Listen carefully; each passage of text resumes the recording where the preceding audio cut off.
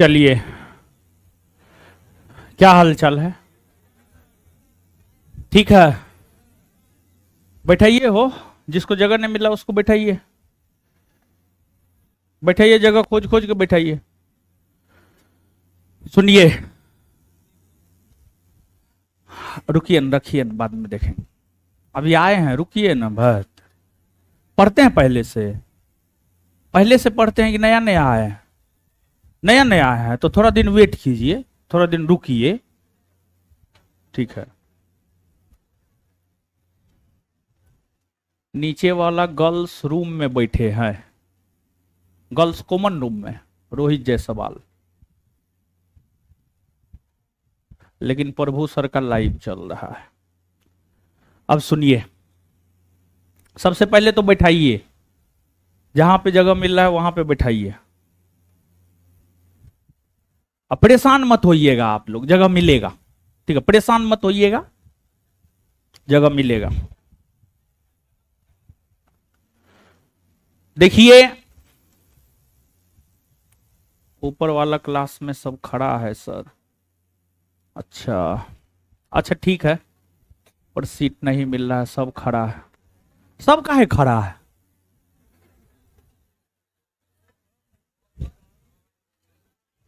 तो bench desk पे बैठे ना हैं आप क्या? बेंच डेस्क पे बैठ जाइए।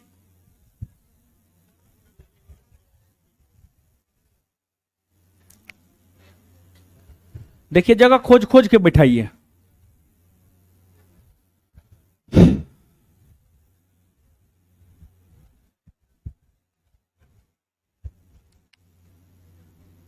बैठाइए, जगह खोज खोज के बैठाइए सबको। और 50 से 60 बच्चा खड़ा है। ओ, सब बोल रहे थे। 50 से 60 बच्चा तो बैठिए जाएगा आराम से, कहीं ना। 40 के अप्रोक्स स्टैंडिंग मोड में है।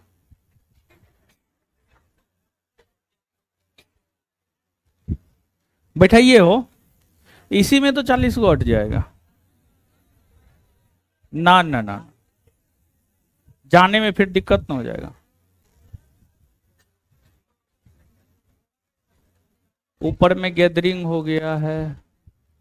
अरे स्टाफ सब कहाँ है जी? आप लोग जाइए ऊपर में, देखिए जो खड़ा है उसको बैठाइए। क्या कर रहे हैं? ऊपर में जाइए। ऊपर जाइए स्टाफ सब।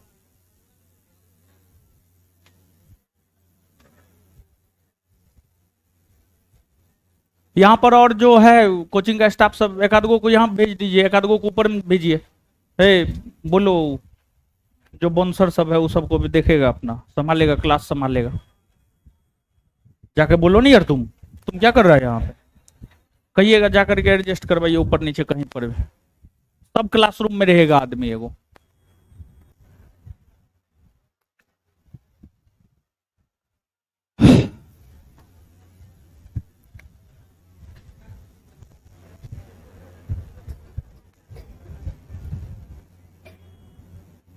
तब और सब क्या हाल चाल है? ठीक है।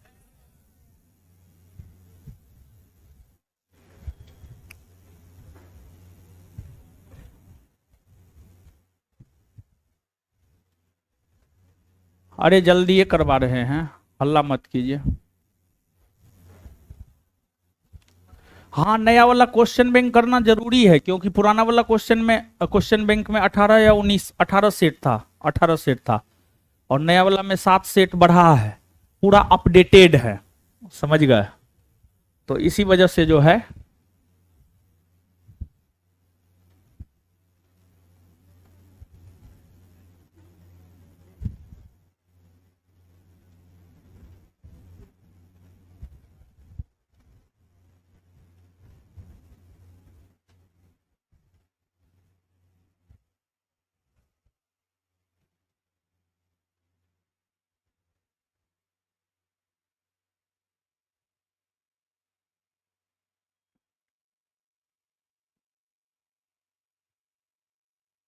बैठा रहा है, परेशान मत होइए आप लोग।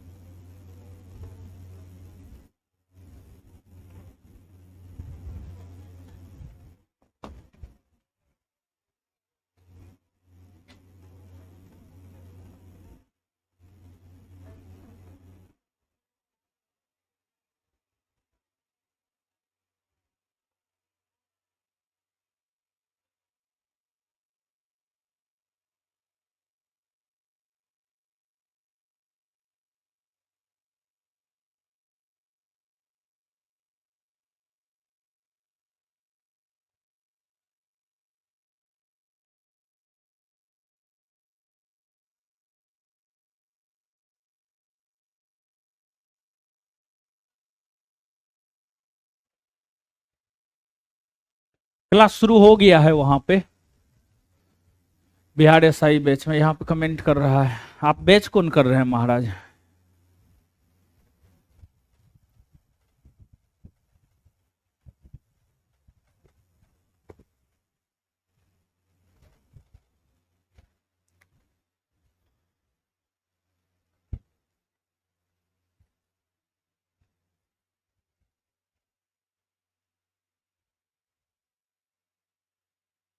हो गया है शुरू, अभी हुआ है तुरंत।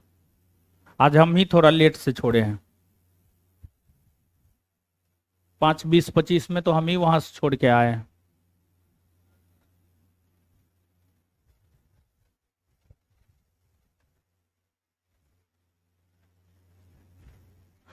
बिठाया जी सबको है, 20-25 को। अच्छा ठीक है, मिल जाएगा। तो टूल है, एगो टूल दीजिए ना। दूगो है, दूगो का है बैठल है महाराज? किसी को एको गो नहीं, किसी कोई दूगो।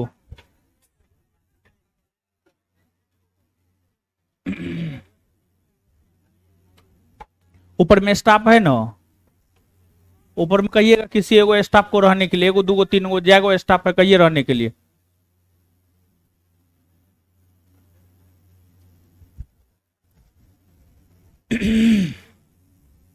चलिए आइए अब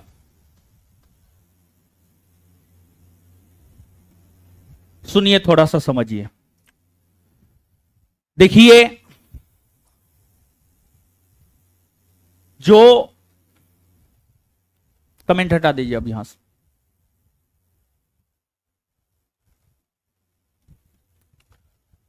जो एकदम न्यू छात्र हैं, जो पुराने पढ़ रहे हैं उनको तो पता है क्या हो रहा है क्या नहीं हो रहा है। जो एकदम न्यू छात्र हैं, आपका आज से क्लास शुरू हो रहा है। अभी जो है इस बैच में हम आधुनिक भारतीय इतिहास पढ़ा रहे हैं, और आधुनिक भारतीय इतिहास में राष्ट्रीय आंदोलन पढ़ा रहे हैं। और राष्ट्रीय आंदोलन में हम आपको जो है पढ़ा रहे थे असहयोग आंदोलन। असहयोग आंदोलन के बाद के घटनाओं को पढ़ेंगे। मतलब आप मान के चलिए 15 के आसपास क्लास और लगेगा आधुनिक भारतीय इतिहास को खत्म करने में। और इसके बाद यहां पर एक नए सब्जेक्ट की शुरुआत करेंगे। और बिट्टू सर जो है केमिस्ट्री पढ़ा रहे हैं। क्या चैप्टर हुआ है? 2 चैप्टर हुआ है, तीसरा चैप्टर शुरू होगा। खत्म हो गया? अच्छा ठीक है, ठीक है, ठीक है, ठीक। अच्छा ठीक है, तो आपको आज से क्लास कंटिन्यू करना है। हमारा भी, बिट्टू झा सर का भी, दोनों क्लास कंटिन्यू करना है। ठीक है? और आपको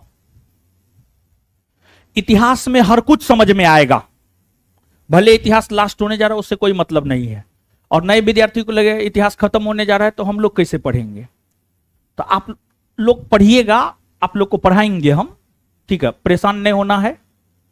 तो आप लोग आज से क्लास कंटिन्यू कीजिए, बीच में है कोई दिक्कत नहीं है, आपको कहीं कोई दिक्कत नहीं होगा।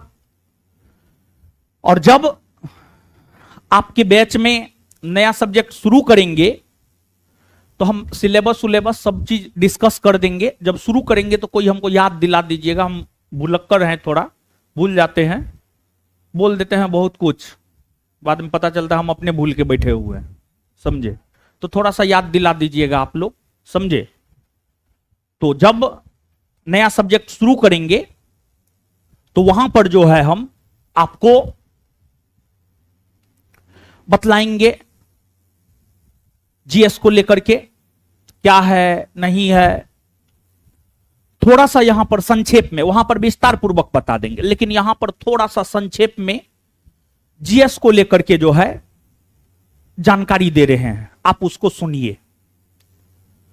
और आप जहां से पढ़ना शुरू किए हैं वहीं पर आकर आपका खत्म हो जाएगा। केमिस्ट्री शुरू ही हुआ है, 2 चैप्टर हुआ है, तीसरा चैप्टर चल रहा है। मेन चैप्टर 9, 10, 11 है, जो 2 चैप्टर हो गया है वो हम प्रयास करेंगे बैकअप क्लास लगवा करके आपका जो है करवा दे। और आगे हमारा तो नया सब्जेक्ट शुरू होगा, वहां तो शुरू से पढ़वे कीजिएगा, लेकिन 5-10 दिन जो है टीचर के नए स्टूडेंट के लिए 5-10 दिन टीचर के लैंग्वेज को समझने में भी लग जाता है। मतलब राष्ट्रीय आंदोलन पढ़ते पढ़ते आप हमको पूरी तरीका से समझ जाइएगा, तो फिर नया सब्जेक्ट में जो है एकदम मजे में पढ़िएगा, समझ गए। तो जीएस को लेकर थोड़ा हम आपको जानकारी दे रहे हैं, समझिएगा। देखिए, बिहार में जो एग्जाम हो रहा है बीपीएससी का, बिहार एसआई का, बिहार एसएससी का, बिहार पुलिस का, या बिहार के भीतर होने वाले अन्य कोई भी एग्जाम, उसमें जो जीएस पूछे जाते हैं, जैसे बीपीएससी, लगभग जीएस आधारित एग्जाम है, लगभग जीएस आधारित एग्जाम है। और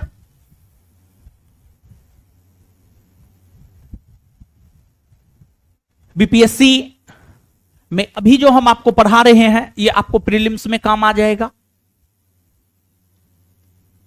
और आंसर राइटिंग प्रोग्राम जब चलाएंगे तो वो आपके मेंस के लिए काम आ जाएगा, वो आपके मेंस के लिए काम आ जाएगा। तो जो यह बैच है 5:30 से 7, आज हम थोड़ा लेट आए हैं, थोड़ा पिछला वाला बैच थोड़ा लेट से छोड़े, आने में थोड़ा लेट हो गया। तो इसमें अभी प्रीलिम सिर्फ पढ़ा रहे हैं, लेकिन आगे जो है जो स्पेशल बीपीएससी ही करना चाहते हैं, एकदम जिसका सपना है 100% बीपीएससी, इसी बैच के टाइम को एक्सटेंड करेंगे। जो प्रीलिम्स के लिए पढ़ना चाहते हैं वो अपना एक बैच करके चल जाइएगा, बीच में 10-15 मिनट का गैप देंगे, उसके बाद मेंस का क्लास जो है इसी बैच में शुरू होगा। और मेंस क्वेश्चन राइटिंग करवाएंगे। और देखिए, क्वेश्चन राइटिंग आप कब कर पाएंगे? जैसे मान लिया जाए कि अकबर के मनसबदारी प्रथा के विषय में लिखना है, तो अकबर के मनसबदारी प्रथा को आप अच्छे से जानेंगे तब आप लिख पाएंगे। आप अच्छे से जानेंगे, वो चीज आपको याद रहेगा, तब आप लिख पाएंगे। और अगर आप नहीं जानेंगे तो कहां से लिख पाएंगे? तो पहले समझना है हर चीज को, और कुछ किताब पढ़ना है, किताब पढ़ना है। देखिए, किताब पढ़ने से जानते हैं इंसान थिंकिंग क्रिएचर का बनता है,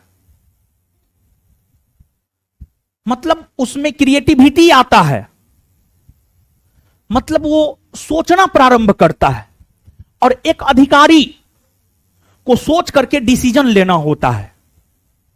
तो बीपीएससी का एग्जाम आप क्वालिफाई करना चाहते हैं, मतलब आपका लक्ष्य है क्या? तो आपका लक्ष्य है अधिकारी बनना, और अधिकारी डिसीजन लेता है, और डिसीजन लेने के लिए थिंकिंग क्रिएचर का होना जरूरी है। और आप थिंकिंग क्रिएचर के तब बन पाएंगे जब आप किताब पढ़ेंगे। और बेसिक बुक है एनसीईआरटी, जो बेसिक बुक एनसीईआरटी है उसको करना है। अगर आप सच में बीपीएससी का ख्वाब देख रहे हैं, सच में अगर आप बीपीएससी का ख्वाब देख रहे हैं तो आपको एनसीईआरटी करना पड़ेगा। सच में देख रहे हैं तो एनसीईआरटी करना पड़ेगा। और एनसीईआरटी एक ऐसी पुस्तक है जिसको 4 बार पढ़िएगा ना, तब पर भी 5 बार पढ़िएगा तो नया फैक्ट कुछ ना कुछ मिल जाएगा। 6ठा बार भी पढ़िएगा तो उसमें कुछ ना कुछ नया फैक्ट आपको मिल जाएगा। और एनसीईआरटी की पुस्तक कोई एक स्कॉलर नहीं लिखे हैं, कई स्कॉलर मिल करके एनसीईआरटी की किताब को लिखे हैं, एनसीईआरटी किताब को तैयार किए हैं। तो एनसीईआरटी पढ़ना है। और जब नया सब्जेक्ट शुरू करेंगे तो यही बैच आपका बीपीएससी प्री कम मेंस कम इंटरव्यू बैच बन जाएगा। जब नया सब्जेक्ट शुरू करेंगे वहां पर बीपीएससी को लेकर के पूरा एक सेमिनार रखेंगे, बीपीएससी का स्ट्रेटजी बताएंगे। और हम बिट्टू झा सर तो पढ़ाएंगे ही पढ़ाएंगे, और कुछ शिक्षक मेंस आंसर राइटिंग प्रोग्राम में आपके साथ और भी जुड़ेंगे। कुछ teacher mains answer writing program में आपके साथ और भी जुड़ेंगे। इंटरव्यू में कुछ टीचर आपके साथ और भी जुड़ेंगे। समझ गए? तो जिनको सिर्फ प्रीलिम्स का तैयारी करना है एक बैच करके चले जाना है 5 से 7, 5:30 से 7। और जिनको बीपीएससी मेंस करना है उनको 8:30 9 बजे तक जो है रुकना है। इसके बाद जो है आंसर राइटिंग प्रोग्राम होगा। लेकिन जब नया सब्जेक्ट शुरू करेंगे वहां से बीच से करेंगे ना तो फिर आप नहीं कर पाइएगा। तो लेकिन जो नए लोग हैं, अब ये नहीं कि नया सब्जेक्ट शुरू होने का वेट करना है, नहीं। क्या होगा, राष्ट्रीय आंदोलन पढ़ लीजिएगा, ज्ञान थोड़ा आपका बढ़ जाएगा, तो इसमें घाटा थोड़े है जी, घाटा नहीं है, समझे। और जहां से पढ़ना आप शुरू करेंगे वहीं पर आकर आपका खत्म हो जाएगा। बीपीएससी त्रिस्तरीय एग्जाम है, प्रीलिम्स है, मेंस है, इंटरव्यू है, पूरा बीपीएससी का तैयारी करवाया जाएगा आपको इसी बैच के जरिए। इसके बाद दूसरा बिहार में बिहार एसआई है। बिहार एसआई तो लगभग जीएस आधारित ही एग्जाम है। प्रीलिम्स में 5-6 क्वेश्चन मैथ रीजनिंग और मेंस में 20 से 25 क्वेश्चन मैथ रीजनिंग, बाद बाकी तो जीएस ही है। तो जो जीएस यहां पर पढ़ाया जाता है वो आपके लिए बिहार एसआई के लिए सफिशियंट है, बिहार एसएससी के लिए सफिशियंट है, बिहार पुलिस के लिए सफिशियंट है। और देखिए जीएस में जनरल स्टडीज, जीएस का मतलब यहां पर आप जनरल साइंस नहीं समझिएगा। जीएस का मतलब यहां पर समझना है आपको जनरल स्टडीज, सामान्य अध्ययन। सामान्य अध्ययन में आपको हिस्ट्री आता है, पॉलिटी आता है, ज्योग्राफी आता है, इकोनॉमिक्स आता है, फिजिक्स आता है, केमिस्ट्री आता है, बायोलॉजी आता है। फिर आपको बिहार आता है, करंट अफेयर आता है, ये सब कुछ आता है जीएस के अंतर्गत।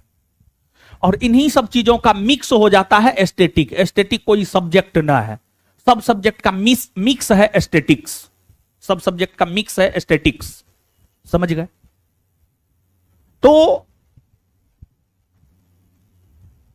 जीएस में ये सब चीज होता है, ये सब सब्जेक्ट हम लोग पढ़ाएंगे। और हर सब्जेक्ट को आपको अच्छे से करना है और समय आपको देना पड़ेगा। बिना समय दिए कुछ नहीं हो सकता है, समय देना पड़ेगा। अच्छे से पढ़ने के लिए तो समय देना ही पड़ता है। और हम लोग जो है बोर्ड पीडीएफ लेकर के नहीं पढ़ाते हैं। अब बोर्ड पे सब पीडीएफ है, फलना है, चिलना है, ढकना है, फेंकना है, निकना है, वो सब करेंगे तो वो सब नहीं, सेल्फ सेटिस्फेक्शन नहीं मिल पाता है। ठीक है? और सबसे ज्यादा जरूरी हमारे लिए सेल्फ सेटिस्फेक्शन है। पढ़ाए और संतुष्टि ना मिले तो फिर पढ़ाने का कोई मतलब नहीं है। तो जो लोग बीपीएससी का सपना देख रहे हैं वो तैयार हो जाएं। 15 से 20 दिन बाद पूरी तरीका से ये बैच बीपीएससी मोड में ऑन हो जाएगा। जिनको बीपीएससी करना होगा वो 9 बजे तक बैठिएगा, जिनको नहीं करना है अपना एक क्लास करके निकल जाइएगा। जिनको बिहार एसएससी, बिहार दरोगा, बिहार पुलिस करना है तो एक क्लास करके निकल जाइएगा। जिनको बीपीएससी करना है, अधिकारी बनना है, वो जो है 9 बजे तक बैठिएगा। एक क्लास के बाद मेन आंसर राइटिंग प्रोग्राम ही होगा। और जब ये शुरू होगा तो फिर वहां पर विस्तार पूर्वक बीपीएससी का एक ओपन सेमिनार रख देंगे, सब कुछ समझा बुझा देंगे, क्या है, कैसे हम लोग करवाएंगे, आपको क्या करना है। और एक बात याद रखिएगा, टीचर सिर्फ एक मार्गदर्शक होता है। टीचर के सिर्फ पढ़ा देने मात्र से या टीचर के पास सिर्फ पढ़ लेने मात्र से आपका रिजल्ट नहीं होता है।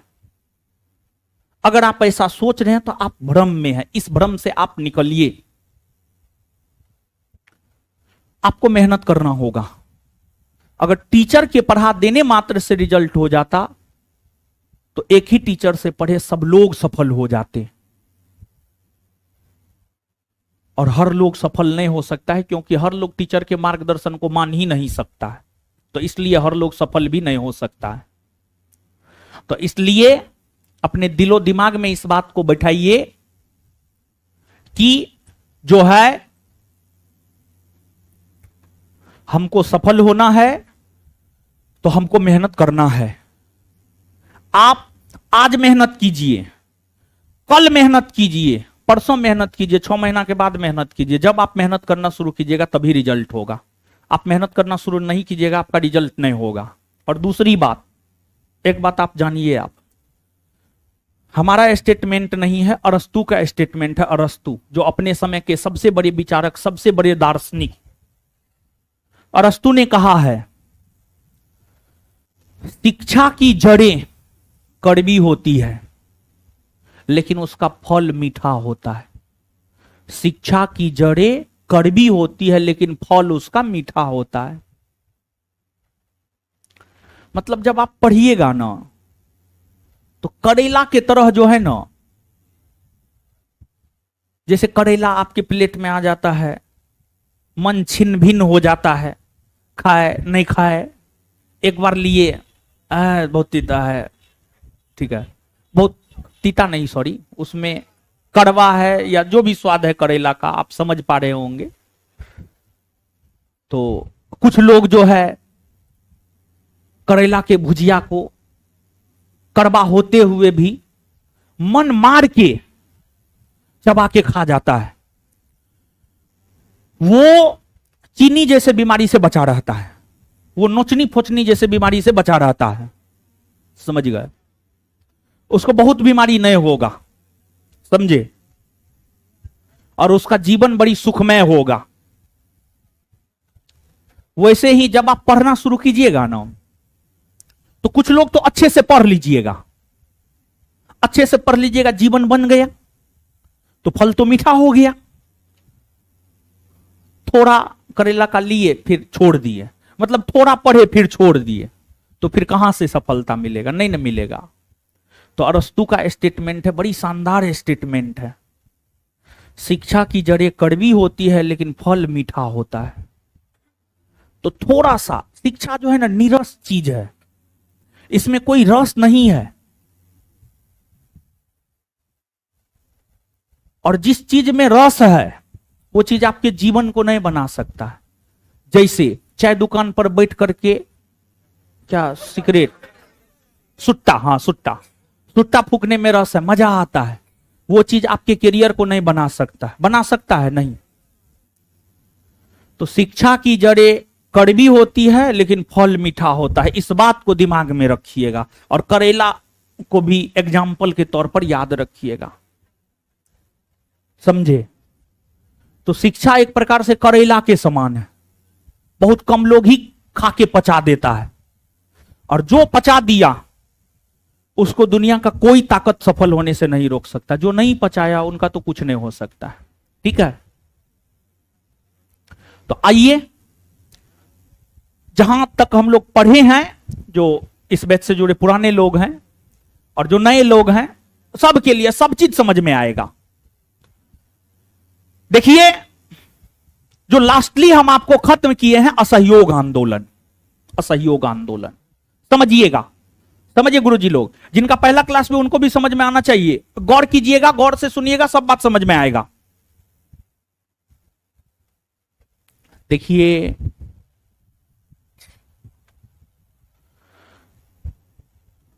महात्मा गांधी के नेतृत्व में होने वाला पहला जन आंदोलन था असहयोग आंदोलन। असहयोग आंदोलन ने लोगों के मन में एक उत्साह को भरा, लोगों के मन में अंग्रेजों के डर को समाप्त किया, और असहयोग आंदोलन ने लोगों को, असहयोग आंदोलन ने लोगों को अंग्रेजों के विरुद्ध आंदोलन में भाग लेने को लेकर प्रेरित किया। और आगे चलकर कई छोटे बड़े आंदोलन हुए जिसमें आम जनता ने पार्टिसिपेट किया, उसमें असहयोग आंदोलन का योगदान है। और हमने आपको बतलाया है कि असहयोग आंदोलन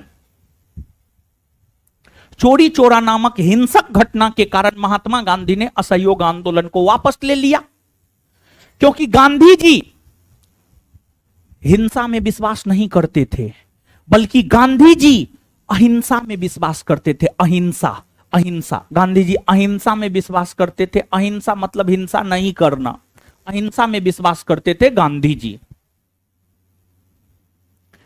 गांधी जी अहिंसा में विश्वास करते थे, अहिंसा में, गांधी जी अहिंसा में विश्वास करते थे, अहिंसा में।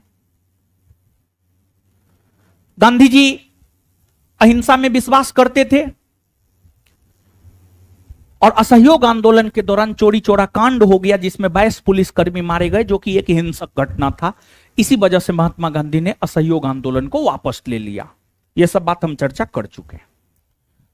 अब यहां से आगे बढ़ रहे हैं, सब लोग समझिएगा।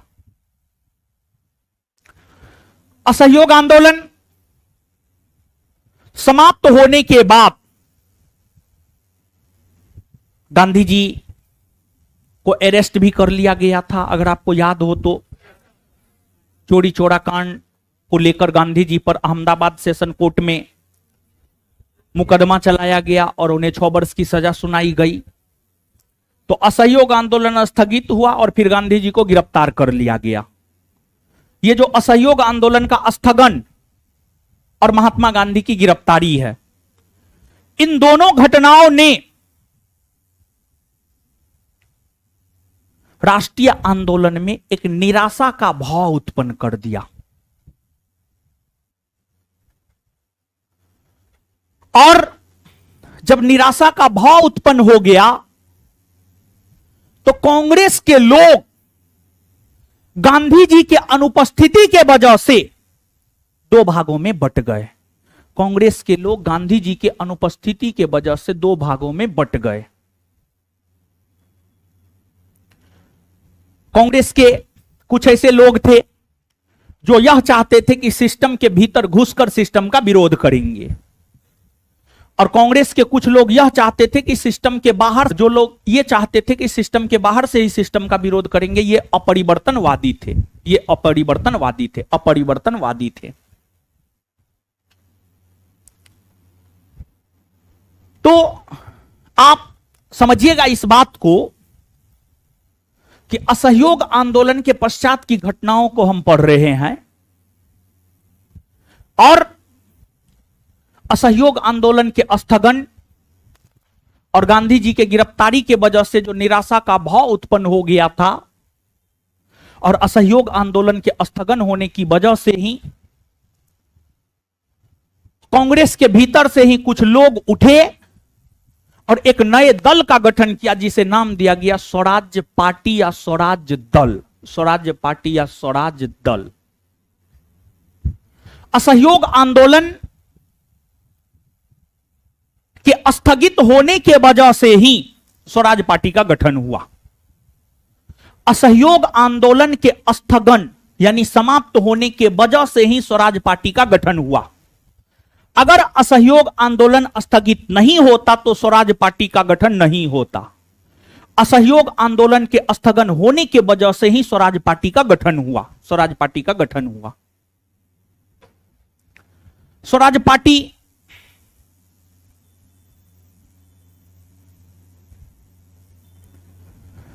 की स्थापना की अगर हम लोग बात करें तो स्वराज पार्टी की स्थापना 1923 ईस्वी में हुई है। 1923 ईस्वी में इलाहाबाद में। इलाहाबाद उत्तर प्रदेश में है। आज इलाहाबाद को हम लोग कहते हैं प्रयागराज। आज इलाहाबाद को हम लोग क्या कहते हैं? प्रयागराज। प्रयागराज उत्तर प्रदेश के इलाहाबाद जिसे आज हम लोग प्रयागराज कहते हैं। यहीं पर 1923 ईस्वी में स्वराज पार्टी का गठन हुआ। यहीं पर 1923 ईस्वी में स्वराज पार्टी का गठन हुआ। और इस स्वराज पार्टी की स्थापना मोतीलाल नेहरू और चित्तरंजन दास ने किया। जो स्वराज पार्टी है, स्वराज पार्टी की स्थापना किया मोतीलाल नेहरू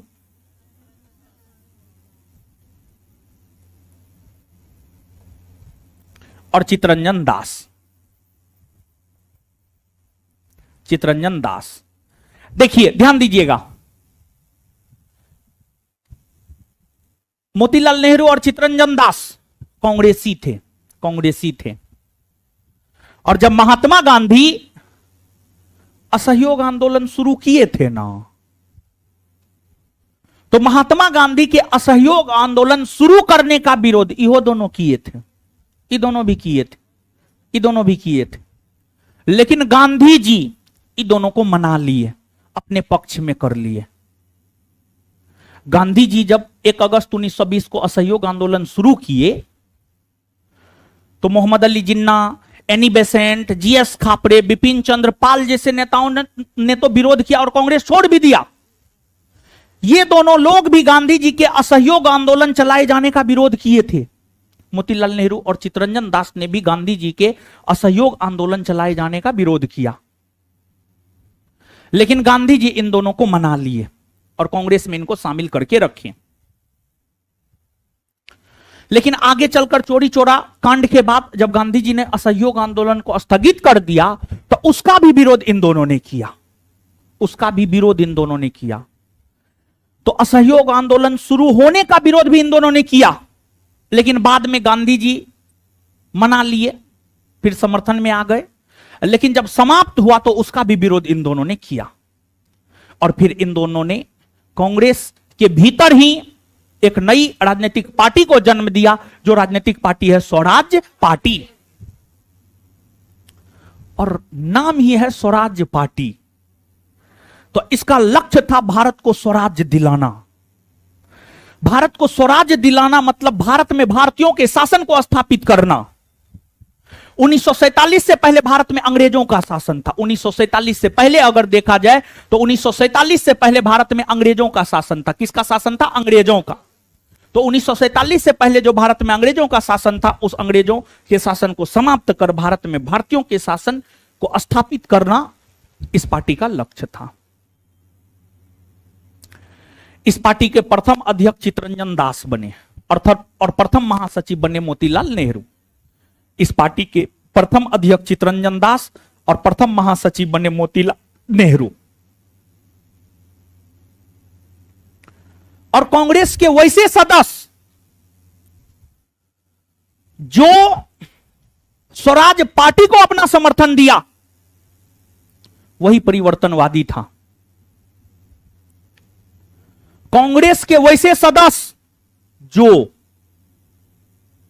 स्वराज पार्टी को अपना समर्थन दिया, जो स्वराज पार्टी में विश्वास करता था, जो स्वराज पार्टी में विश्वास करता था, जो स्वराज पार्टी में विश्वास करता था, वही परिवर्तनवादी कहलाया। और स्वराज पार्टी के समर्थक सदस्य सिस्टम के भीतर घुसकर सिस्टम का विरोध करने में विश्वास करता था। अब जैसे देखिए, एक एग्जाम्पल समझा रहे हैं यहां पर। अन्ना हजारे एक आंदोलन किए थे। उस आंदोलन में कुमार विश्वास, अरविंद केजरीवाल, संजय सिंह, मनीष सिसोदिया जैसे लोग शामिल हुए थे। अन्ना हजारे आंदोलन के बाद अन्ना हजारे के समर्थक दो भागों में बट गए। अन्ना हजारे के समर्थकों में अरविंद केजरीवाल भी अन्ना हजारे आंदोलन से ही उठे हैं। जो दिल्ली के मुख्यमंत्री बने हैं, वर्तमान में जेल में बंद है। दिल्ली शराब घोटाला कांड में जो है उनका नाम आया है, जेल में बंद है। जांच चल रहा है, अब सच है झूठ है वो तो न्यायिक प्रक्रिया के अधीन है। अभी कुछ भी टीका टिप्पणी करना सही ना है। तो अन्ना हजारे के समर्थक दो भागों में बट गए। कुछ समर्थकों का यह मानना था कि दिल्ली विधानसभा का चुनाव लड़ा जाए, चुनाव जीतकर सरकार बनाकर दिल्ली में भ्रष्टाचार को खत्म करना है। ये हुए अरविंद केजरीवाल। अन्ना हजारे के समर्थकों में अरविंद केजरीवाल और उनका गुट जो था वो इस बात में विश्वास करता था कि दिल्ली विधानसभा के चुनाव में भाग लेकर दिल्ली में सरकार का गठन कर दिल्ली से भ्रष्टाचार को खत्म करेंगे। फिर अन्ना हजारे के समर्थकों में एक गुट ऐसा था जो बिना सरकार में शामिल हुए जो बिना सरकार में शामिल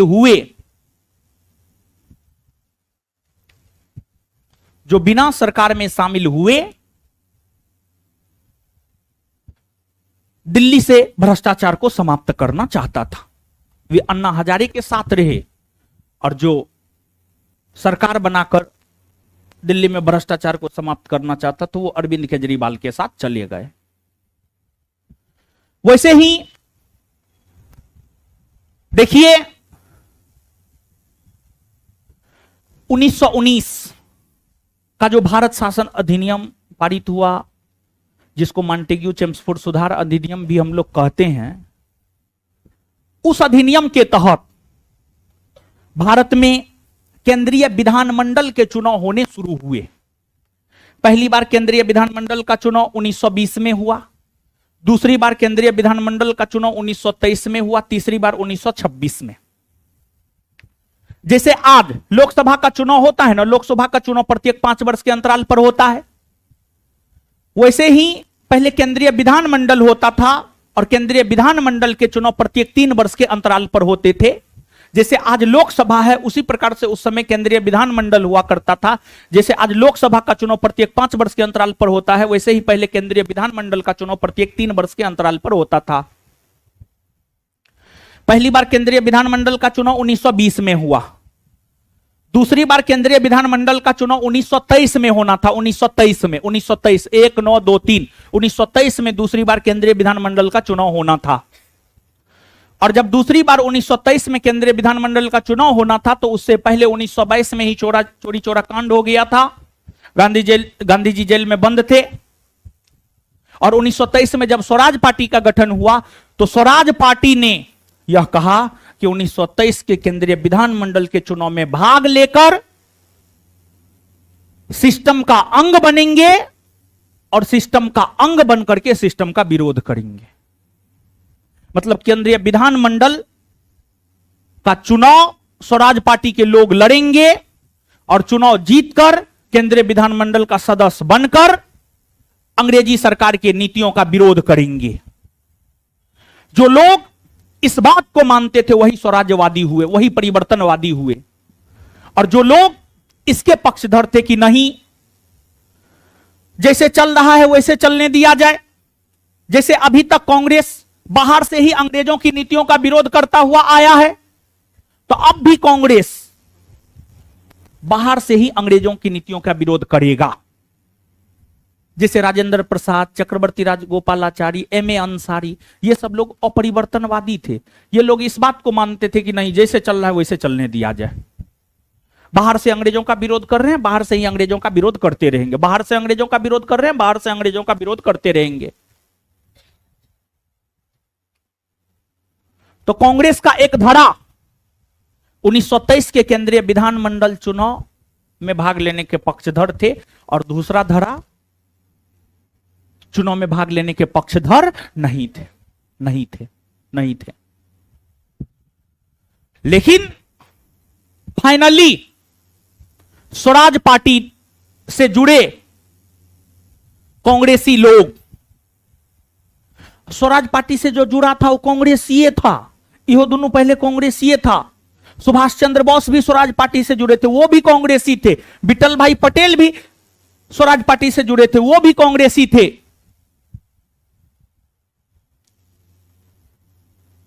तो वैसे कांग्रेसी जो स्वराज पार्टी से जुड़े, वे लोग 1923 के केंद्रीय विधानमंडल के चुनाव में भाग लिया। जैसे आज लोकसभा में 543 सदस्य है, वैसे केंद्रीय विधानमंडल में 101 सीट हुआ करता था, 101। और कहा जाता है 101 सीटों पर कांग्रेस ने 101 सीटों पर स्वराज पार्टी के लोगों ने चुनाव लड़ा, जिसमें 42 सीट पर जीत मिली स्वराज पार्टी को। 42 सीट पर जीत मिली स्वराज पार्टी को। और 42 सीट पर जीत क्यों मिली पता है? कांग्रेस ने समर्थन दिया था चुनाव में। कांग्रेस ने 1923 के केंद्रीय विधानमंडल के चुनाव में स्वराज पार्टी को समर्थन दिया था, और अगर कांग्रेस समर्थन नहीं देता तो इतना सीट नहीं जीत पाता स्वराज पार्टी। और अगर कांग्रेस समर्थन नहीं देता तो फिर से कांग्रेस में फूट पड़ जाती, तो कांग्रेस में फूट नहीं पड़े, इसी वजह से कांग्रेस ने 1923 के केंद्रीय विधानमंडल के चुनाव में स्वराज पार्टी को समर्थन दिया, और समर्थन के वजह से ही, कांग्रेस के समर्थन के वजह से ही 42 सीट स्वराज पार्टी ने जीतने में सफलता हासिल किया। 42 सीट स्वराज पार्टी ने जीतने में सफलता हासिल किया। स्वराज पार्टी का बहुत बड़ा योगदान है, स्वराज पार्टी का बहुत बड़ा योगदान है। अब किस आधार पर हम लोग कह सकते हैं कि स्वराज पार्टी का बहुत बड़ा योगदान है? एक तो पहली बात,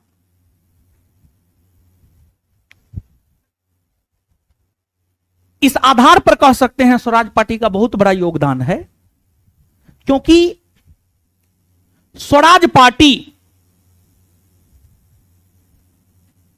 के दबाव के कारण ही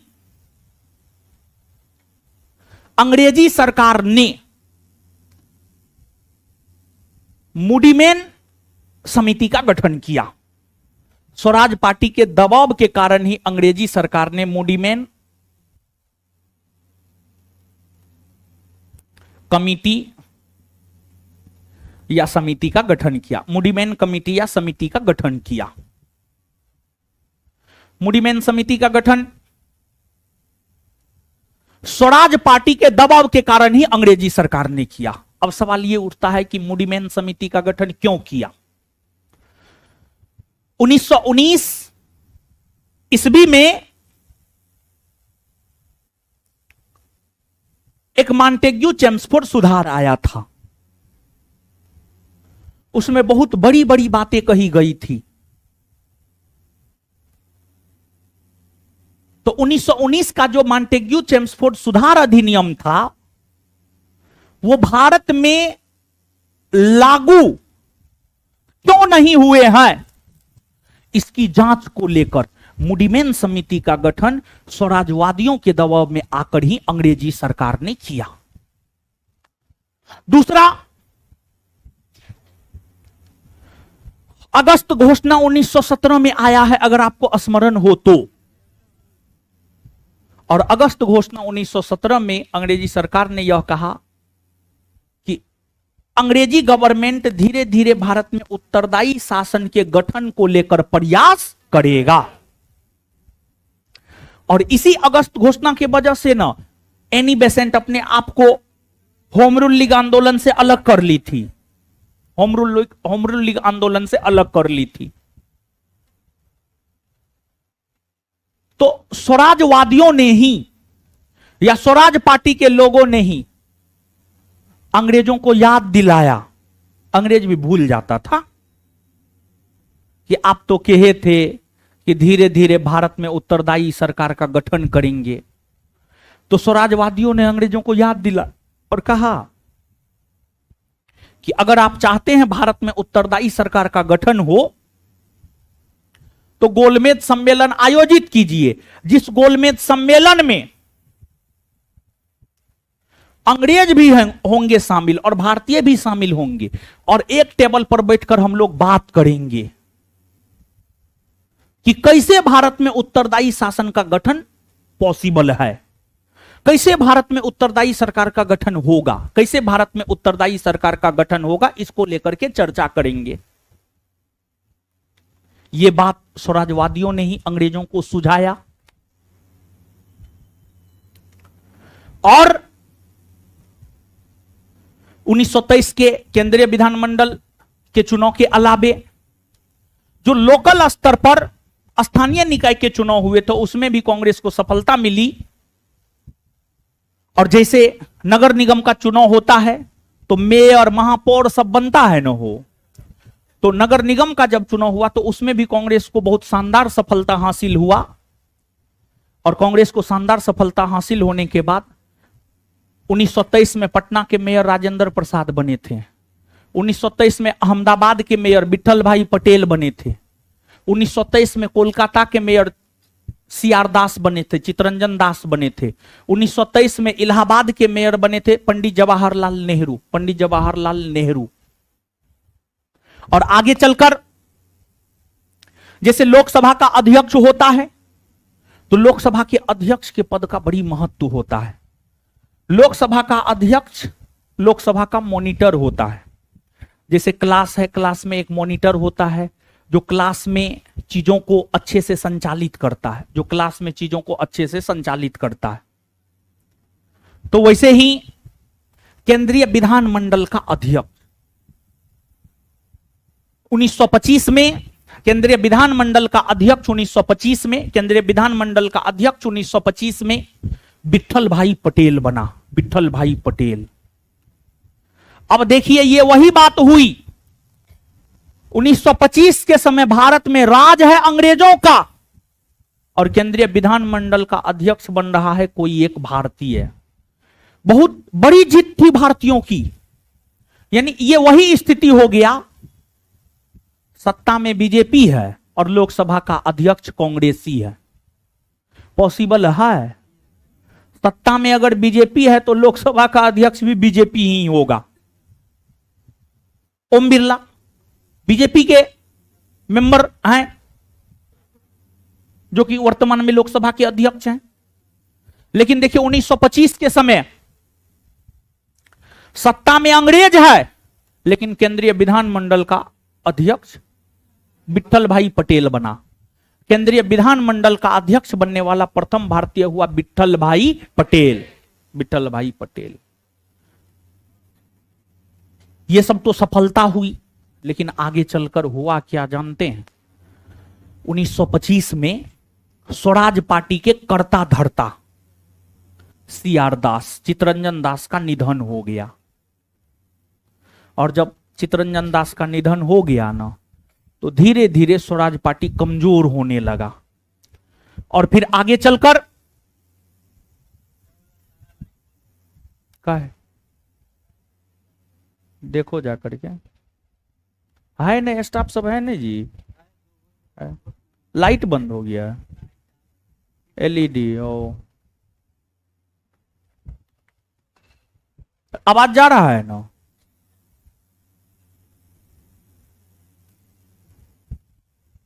हाँ तो बता रहे थे, खत्म कर देते हैं। तो 1925 में सीआर दास के निधन होने के बाद, चितरंजन दास के निधन होने के बाद जो है स्वराज पार्टी का महत्व कम होने लगा। और फिर 1926 में 3 वर्ष के अंतराल पर जब केंद्रीय विधानमंडल का चुनाव हुआ तो इस बार स्वराज पार्टी को सफलता नहीं मिली। और फिर आगे चलकर 1929 के लाहौर अधिवेशन में पंडित नेहरू ने कांग्रेस के वार्षिक अधिवेशन की अध्यक्षता करते हुए यह घोषणा कर दिया कि कांग्रेस का लक्ष्य पूर्ण स्वराज है। और फिर 1930 में पूर्ण स्वराज की प्राप्ति को लेकर के सभी ने अवज्ञा आंदोलन शुरू हुए। फिर स्वराज पार्टी का महत्व खत्म हो गया। स्वराज पार्टी का महत्व क्या हो गया? खत्म। समझे? तो असहयोग आंदोलन के स्थगन की वजह से ही जो है स्वराज पार्टी का गठन हुआ।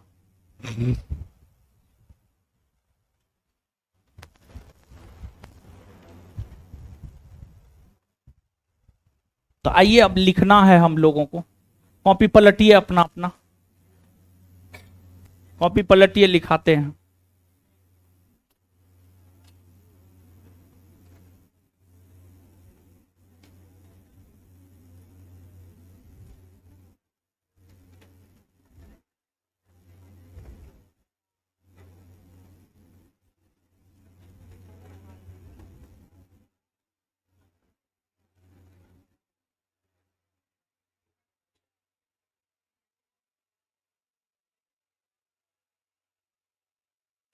आ गया?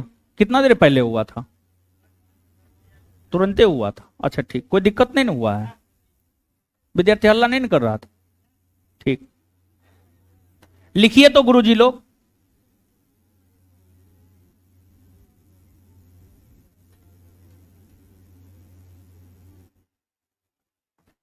लिखिए तो अब।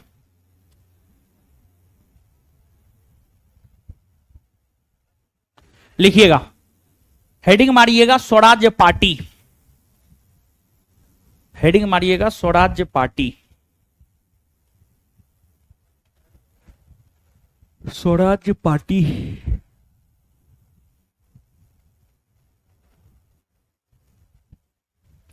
स्वराज्य पार्टी लिखिएगा।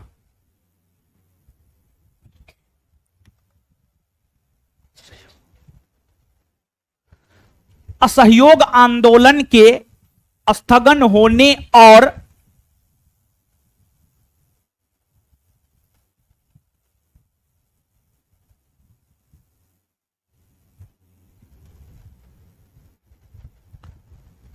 असहयोग आंदोलन के स्थगन होने और गांधी जी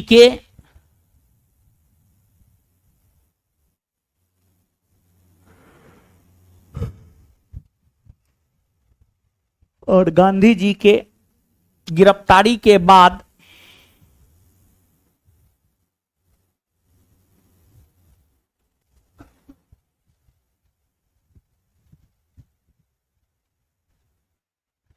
राष्ट्रीय आंदोलन में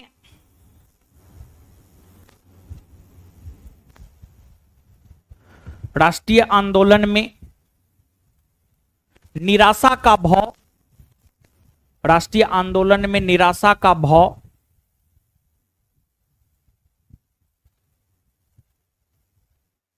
उत्पन्न हो गया।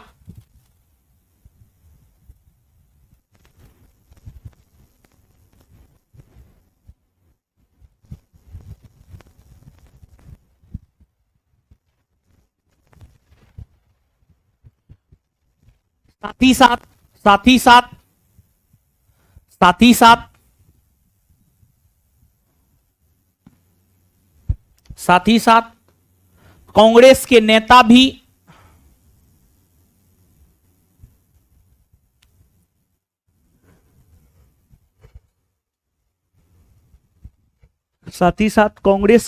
भी दो वर्गों में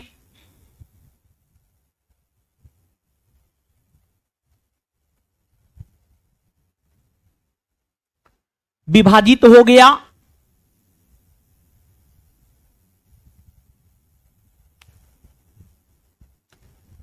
एक नंबर में परिवर्तनवादी, एक नंबर में परिवर्तनवादी,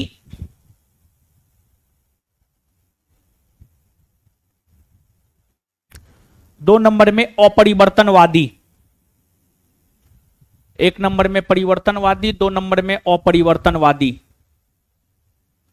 एक नंबर में परिवर्तनवादी, 2 नंबर में अपरिवर्तनवादी।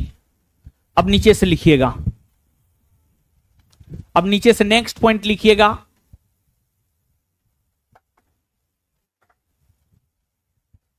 वैसे कांग्रेसी नेता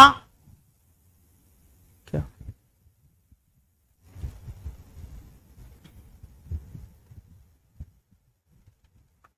वैसे कांग्रेसी नेता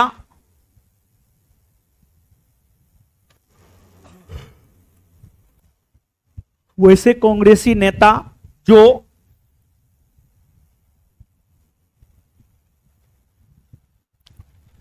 1923 के जो 1923 के केंद्रीय विधानमंडल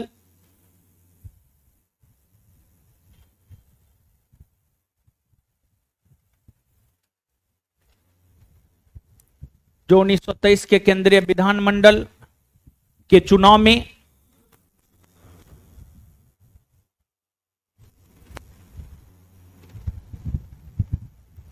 भाग लेकर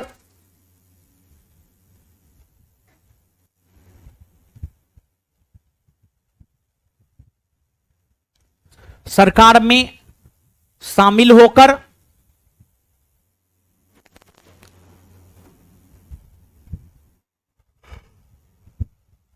सरकार में शामिल होकर सरकार की नीतियों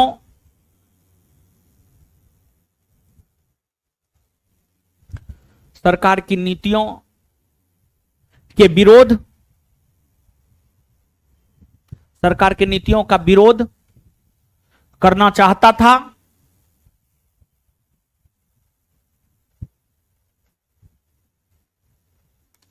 वही परिवर्तनवादी कहलाए, वही परिवर्तनवादी कहलाए।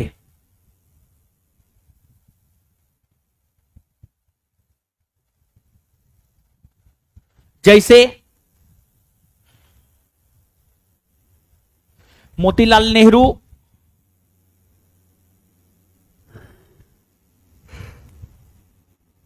चित्तरंजन दास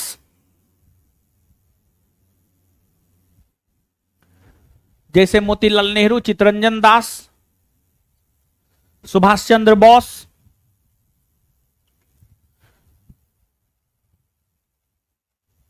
सुभाष चंद्र बोस,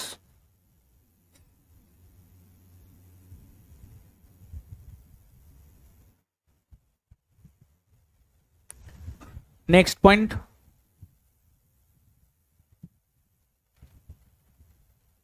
सुभाष चंद्र बोस, विठल भाई पटेल, उसी में विठल भाई पटेल, उसी में सुभाष चंद्र बोस कोमा विठल भाई पटेल इत्यादि।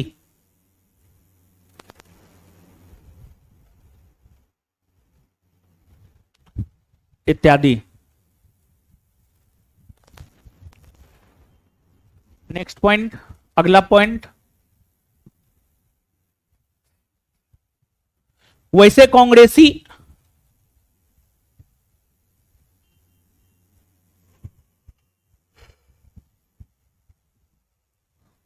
वैसे कांग्रेसी जो चुनाव में भाग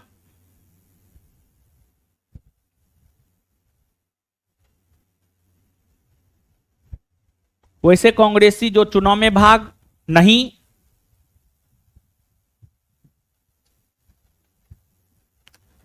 वैसे कांग्रेसी जो चुनाव में भाग नहीं लेना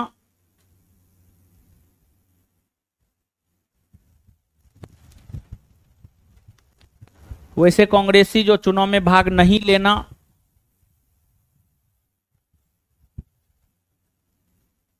नहीं लेने में विश्वास नहीं लेने में विश्वास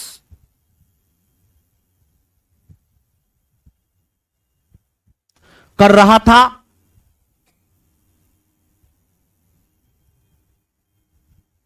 नहीं लेने में विश्वास कर रहा था बल्कि वो यह चाह रहा था बल्कि वो यह चाह रहा था कि जैसे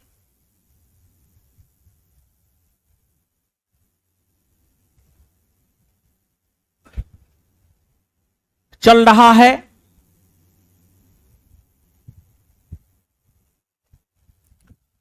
वैसे ही चलने दिया जाए,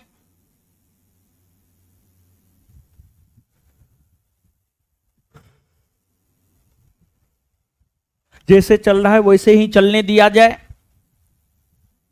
वही अपरिवर्तनवादी कहलाए।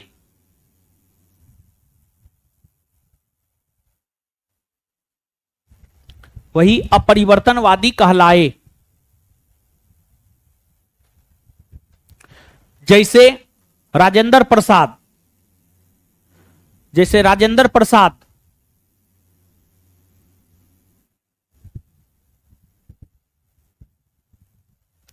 जैसे राजेंद्र प्रसाद, चक्रवर्ती राजगोपालाचारी,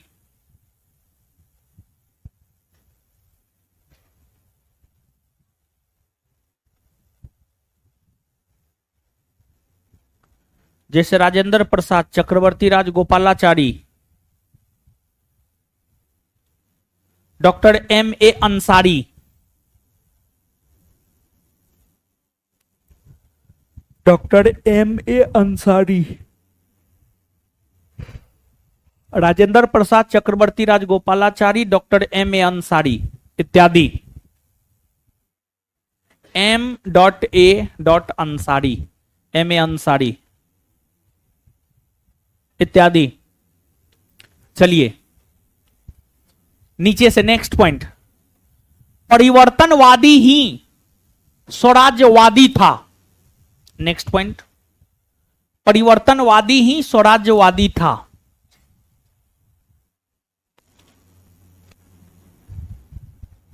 परिवर्तनवादी ही स्वराज्यवादी था।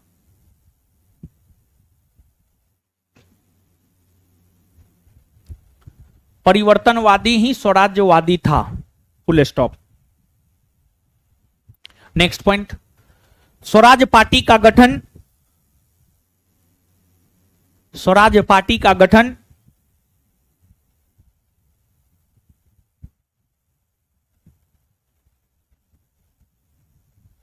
स्वराज पार्टी का गठन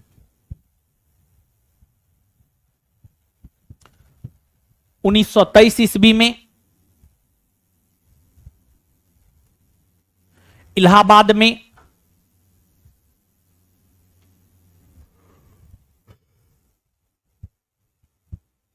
स्वराज पार्टी का गठन 1923 ईस्वी में इलाहाबाद में हुआ है।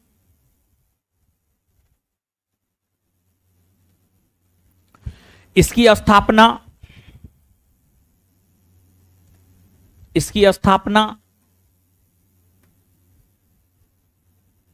मोतीलाल नेहरू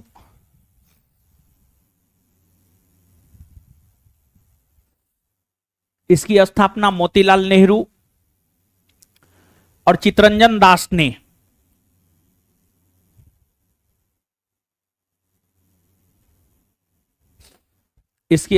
मोतीलाल नेहरू और चितरंजन दास ने किया है।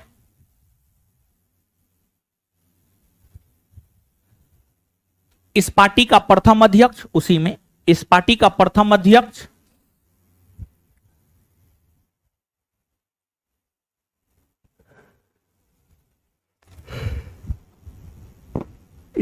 प्रथम अध्यक्ष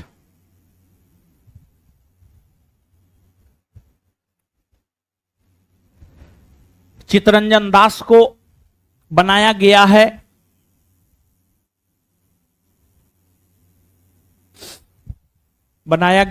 चितरंजन दास को बनाया गया है तथा प्रथम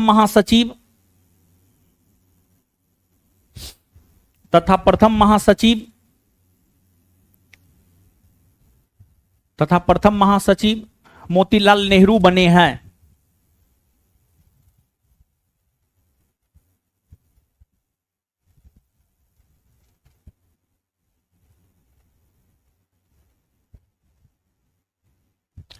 प्रथम महासचिव मोतीलाल नेहरू बने हैं। नेक्स्ट पॉइंट, स्वराज पार्टी ने, नेक्स्ट पॉइंट, स्वराज पार्टी ने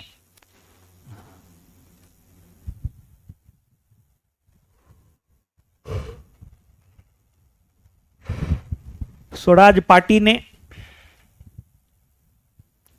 1923 के स्वराज पार्टी ने 1923 के केंद्रीय विधानमंडल, स्वराज पार्टी ने 1923 के केंद्रीय विधानमंडल के चुनाव में,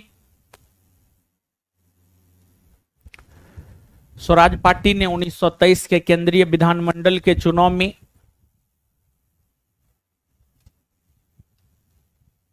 भाग लिया।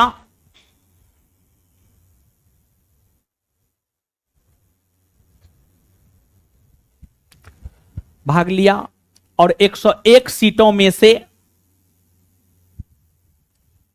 और 101 सीटों में से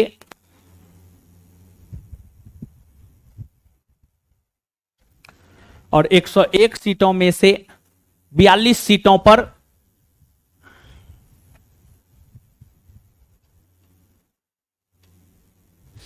और 101 सीटों में से 42 सीटों पर जीत दर्ज किया। जीत 101 सीटों में से 42 सीटों पर जीत दर्ज किया। 101 सीटों में से 42 सीटों पर जीत दर्ज किया। 101 सीटों में से 42 सीटों पर जीत दर्ज किया। Full stop.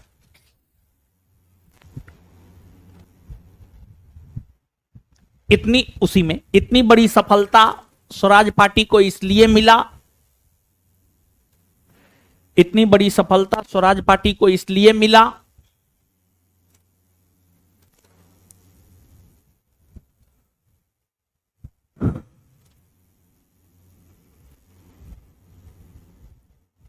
इतनी बड़ी सफलता स्वराज पार्टी को इसलिए मिला क्योंकि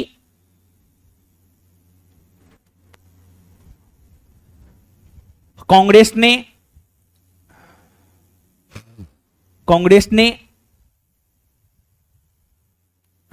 चुनाव में, क्योंकि कांग्रेस ने चुनाव में स्वराज पार्टी को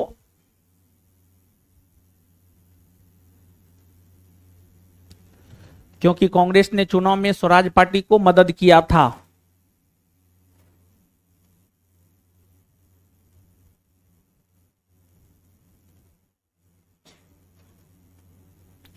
जिस कारण कांग्रेस में टूट होने से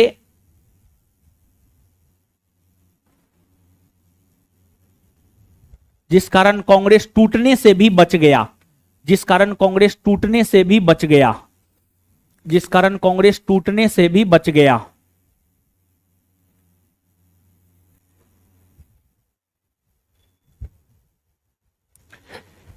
नेक्स्ट पॉइंट, स्वराज पार्टी के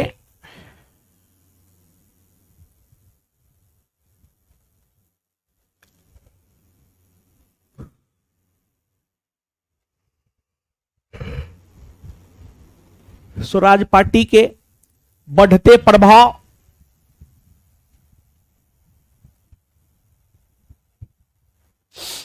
स्वराज पार्टी के बढ़ते प्रभाव के कारण ही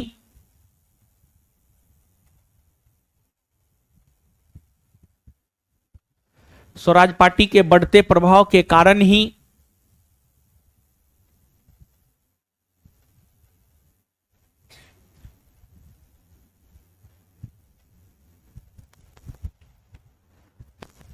अंग्रेजी सरकार ने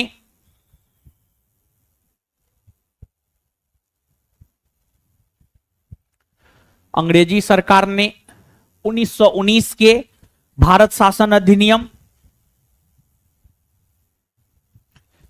1919 के भारत शासन अधिनियम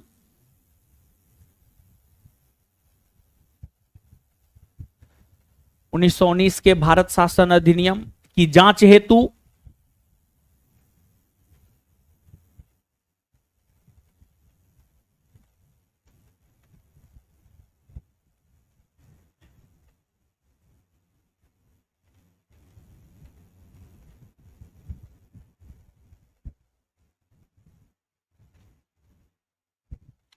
जांच हेतु मूडीमैन कमिटी, यहां पे लिखा हो मूडीमैन कमिटी, मूडीमैन कमिटी यहां पे लिखा हुआ है, मूडीमैन कमिटी, मूडीमैन कमिटी, मूडीमैन कमिटी का गठन किया।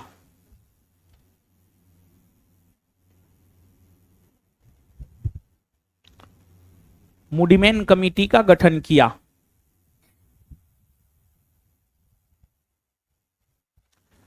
Next point, next point, next point,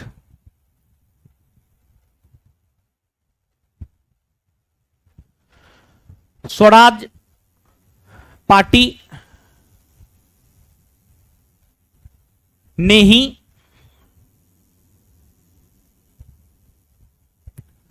Swaraj party ने ही अंग्रेजों को, अंग्रेजों को भारत में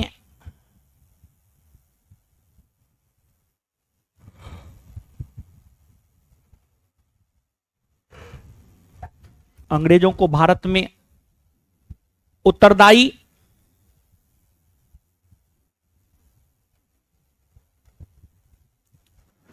शासन की स्थापना हेतु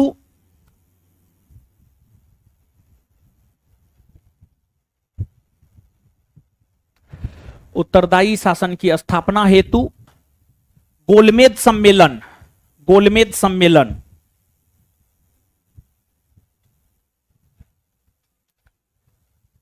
गोलमेज सम्मेलन करने का, गोलमेज सम्मेलन करने का सुझाव दिया।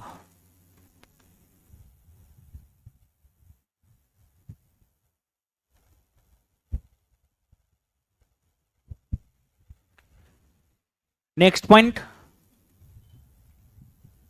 1923 में हुए स्थानीय स्तर के चुनाव में भी, नेक्स्ट पॉइंट, 1923 में हुए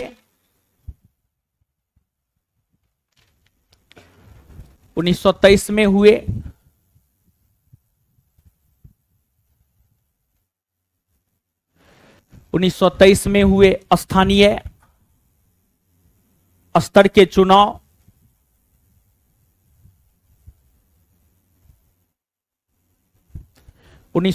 में हुए स्थानीय स्तर के चुनाव में भी कांग्रेस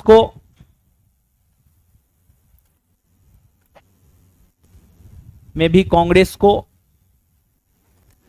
अच्छी सफलता मिली।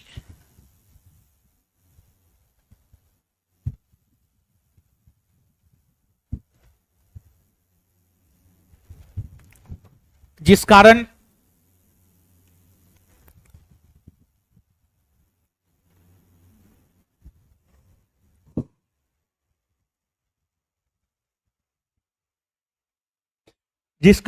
पटना का मेयर राजेंद्र प्रसाद,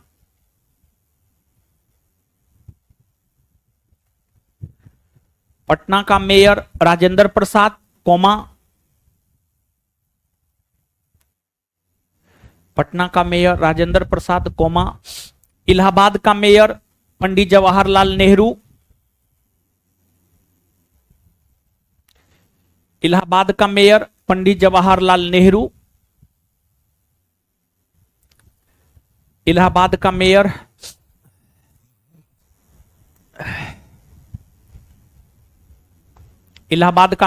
पंडित जवाहरलाल नेहरू, और एक और नहीं, comma comma comma comma, Ahmedabad का मेयर विठल भाई पटेल,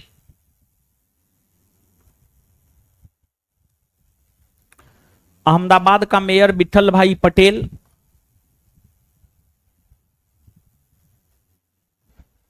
और कोलकाता का मेयर चितरंजन दास बने, और कोलकाता का मेयर चितरंजन दास बने, और कोलकाता का मेयर चितरंजन दास बने। छूट गया कुछ? क्या छूटा है? फिर से बोल दे। पटना का मेयर राजेंद्र प्रसाद, इलाहाबाद का मेयर जवाहरलाल नेहरू, अहमदाबाद का मेयर विठल भाई पटेल और कोलकाता का मेयर चितरंजन दास बने। Full stop. Next point 1925। Next point 1925 में केंद्रीय विधानमंडल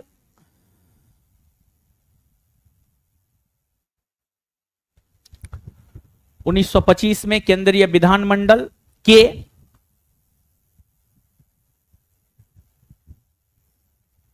अध्यक्ष विठल भाई पटेल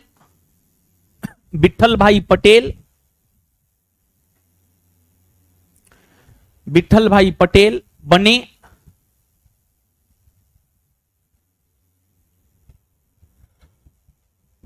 विठल भाई पटेल बने जो कि प्रथम भारतीय हुए।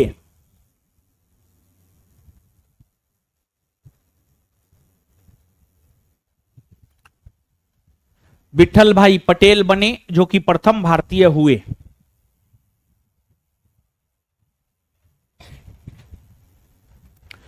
नेक्स्ट पॉइंट 1925 में चितरंजन दास का निधन हुआ।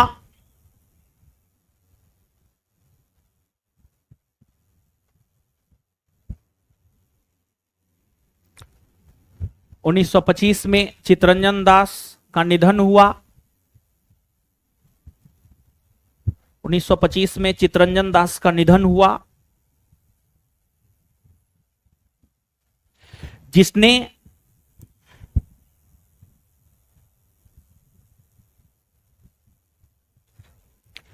स्वराज पार्टी को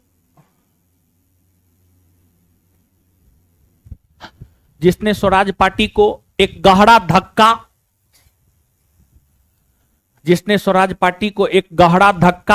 दिया।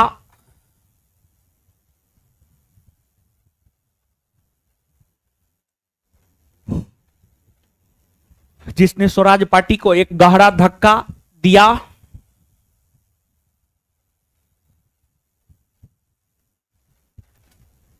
नेक्स्ट पॉइंट 1926 में हुए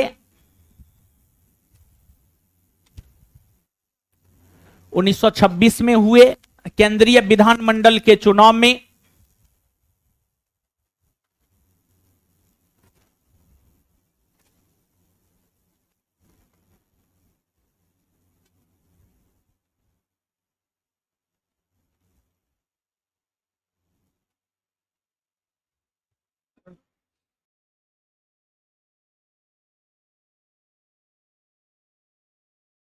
केंद्रीय विधानमंडल के चुनाव में स्वराज पार्टी की हार हुई।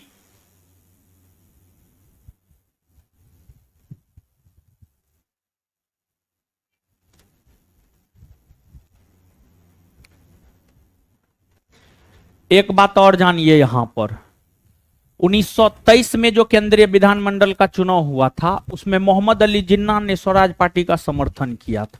मोहम्मद अली जिन्ना ने स्वराज पार्टी का समर्थन किया था, समझे। मोहम्मद अली जिन्ना ऐसे मुस्लिम लीग के सदस्य थे, लेकिन उसने 1923 के केंद्रीय विधानमंडल के चुनाव में स्वराज पार्टी का समर्थन किया था। इसको याद रखिएगा, नोट देकर के एक पॉइंट लिखिए।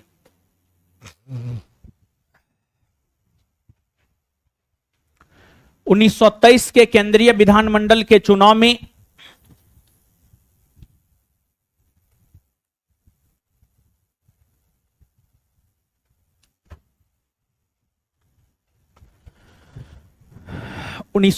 के केंद्रीय विधानमंडल के चुनाव में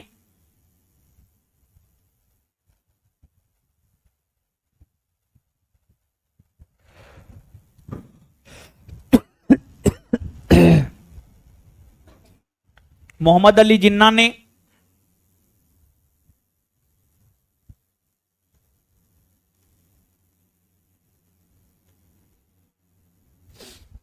मोहम्मद अली जिन्ना ने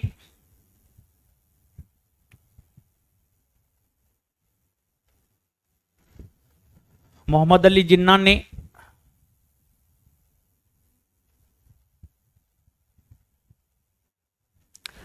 स्वराज पार्टी का समर्थन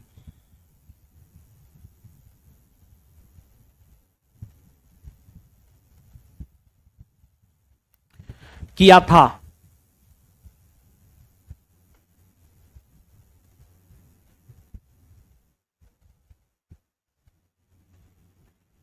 ठीक है, और एक बात और जानिए यहां पर, और उससे पहले एक बात देखिए, अगला जो चैप्टर है ना हम लोगों का, भारत में क्रांतिकारी आंदोलन, समझे। अगले क्लास में एक नए चैप्टर की शुरुआत करेंगे, वो है भारत में क्रांतिकारी आंदोलन। देखिए, जब चोरी चोरा कांड के वजह से असहयोग आंदोलन स्थगित हुआ और राष्ट्रीय आंदोलन में एक निराशा का भाव उत्पन्न हुआ, तो भारत में क्रांतिकारियों का उदय हुआ। और क्रांतिकारी के अंतर्गत भगत सिंह हो गए, चंद्रशेखर आजाद हो गए, अशफाकुल्ला खां हो गए, राम प्रसाद बिस्मिल हो गए। तो भारत में क्रांतिकारी आंदोलन अगला चैप्टर हम आपको पढ़ाएंगे, लेकिन उससे पहले एक बात, बैठिए अभी। 1922 में चोरी चोरा कांड के बाद मार्च 1922 में महात्मा गांधी को गिरफ्तार करके जेल में बंद कर दिया गया। 6 वर्ष की सजा उन्हें सुनाई गई थी। 1922 से 1928 तक वो जेल में रहते, लेकिन स्वास्थ्य संबंधी कारणों से उन्हें 1924 में ही जेल से रिहा कर दिया गया। और जब 1924 में उन्हें जेल से रिहा कर दिया गया, तो महात्मा गांधी, मोतीलाल नेहरू और चित्तरंजन दास तीनों संयुक्त रूप से एक स्टेटमेंट जारी किया। महात्मा गांधी, मोतीलाल नेहरू और चित्तरंजन दास तीनों वर्ष 1924 ईस्वी में संयुक्त रूप से एक वक्तव्य जारी किया, जिसे गांधीदास पैक्ट कहा गया। और गांधीदास पैक्ट के जो प्रमुख प्रावधान थे, गांधीदास पैक्ट के प्रमुख प्रावधान यह थे कि स्वराज का मतलब कांग्रेस ही है और कांग्रेस का मतलब स्वराज्य ही है। मतलब स्वराज पार्टी अलग नहीं है बल्कि वह कांग्रेस ही है, और कांग्रेस अलग नहीं है बल्कि वो स्वराज पार्टी है। यह बात कहा गया था गांधीदास पैक्ट में। तो महात्मा गांधी, मोतीलाल नेहरू और चित्तरंजन दास ने वर्ष 1924 में जो एक वक्तव्य दिया है, उसी वक्तव्य को इतिहास में गांधीदास पैक्ट हम लोग कहते हैं, जिसके प्रमुख प्रावधान थे कि स्वराज पार्टी कोई अलग संगठन नहीं है बल्कि वो कांग्रेस का एक अंग है। समझ गए। और जो गांधीदास पैक्ट हुआ था, इसे कांग्रेस ने 1924 के कर्नाटक के बेलगांव अधिवेशन में स्वीकृति दिया था। और 1924 के कर्नाटक के बेलगांव अधिवेशन की अध्यक्षता महात्मा गांधी ने किया था। और गांधी जी एकमात्र बार कांग्रेस के वार्षिक अधिवेशन की अध्यक्षता किया है, वह है 1924 का कर्नाटक का बेलगांव अधिवेशन। समझ गए। तो नीचे से लिखिएगा, नीचे से लिखिएगा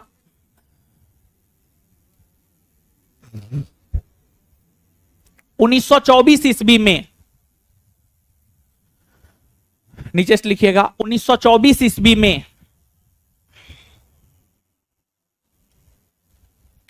1924 ईस्वी में महात्मा गांधी,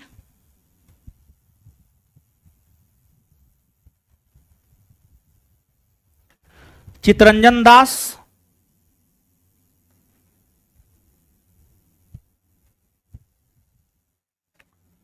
महात्मा गांधी, चित्तरंजन दास और मोतीलाल नेहरू ने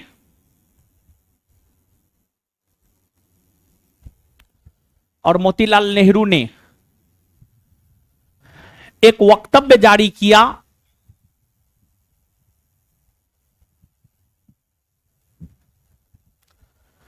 और मोतीलाल नेहरू ने एक वक्तव्य लिखना पड़ेगा। मोतीलाल नेहरू ने एक वक्तव्य जारी किया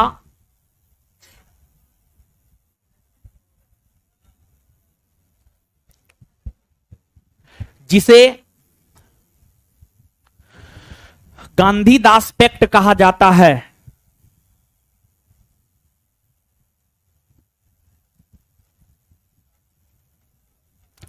जिसे गांधीदास पैक्ट कहा जाता है। पैक्ट रिस्पेक्ट, हे भगवान। कैसे आप लोग मैट्रिक इंटर पास कर गए हो?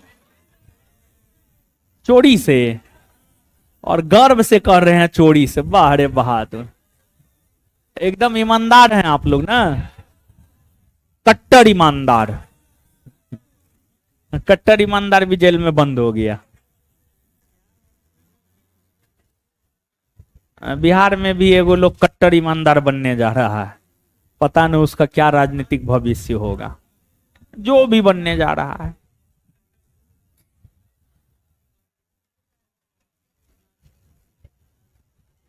राजनीति जानते हैं, राजनीति मतलब हम समझते हैं एक षड्यंत्र। जो षड्यंत्रकारी है वही राजनीति कर सकता है, और जो षड्यंत्रकारी नहीं है वो राजनीति नहीं कर सकता है। तो राजनीति करने के लिए षड्यंत्रकारी होना जरूरी है। और गांधी जी बहुत बड़े षड्यंत्रकारी थे, बहुत बड़े। इसी वजह से गांधी जी राजनीतिज्ञ थे। लेकिन गांधी जी की पूजा इसलिए होती है क्योंकि वो सत्य पे चलते थे, और जो है भारत के लोगों को अधिकार दिलवाने के लिए षड्यंत्र कर रहे थे। कुछ षड्यंत्र अच्छे भी होते हैं, समझे? तो नीचे से लिखिएगा, उसी में गांधीदास पैक्ट कहा जाता है। इस पैक्ट, उसी में इस पैक्ट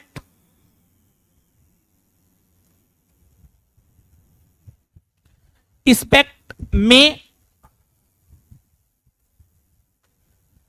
पैक्ट में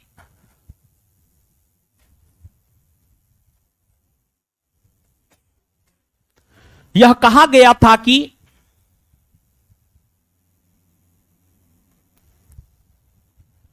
स्वराज्य पार्टी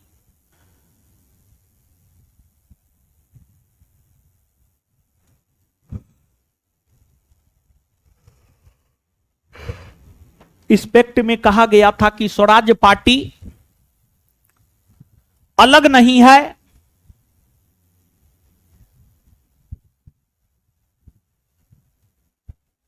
बल्कि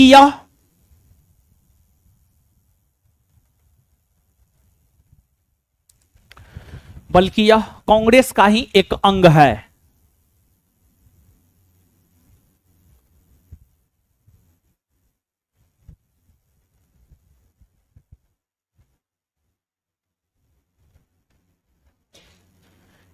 इस पैक्ट की बातों को स्वीकृति, इस पैक्ट की बातों को स्वीकृति इस पैक्ट की बातों को स्वीकृति 1924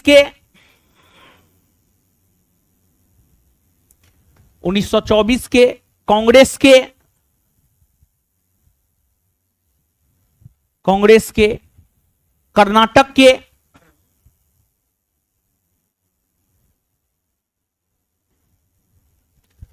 बेलगांव अधिवेशन के जरिए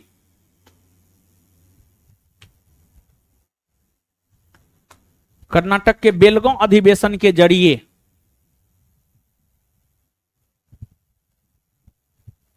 दी गई